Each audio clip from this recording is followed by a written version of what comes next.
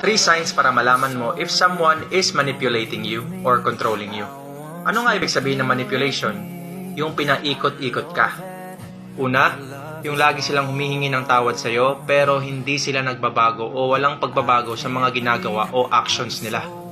Number 2, yung may kasalanan sila pero lagi nilang binabaliktad kung bakit nila nagawa yung kasalanan na yun sa'yo. Halimbawa, nahuli mong nag-cheat yung partner mo sa'yo pero sabi niya kaya lang siya nag-cheat dahil wala ka ng oras sa kanya. At pangatlo, when you are walking on eggshells. Yung tipong takot na takot ka every time mag-open up ka ng mga issues or mga problema niyo bilang magkarelasyon dahil alam mo na mabilis siyang magalit.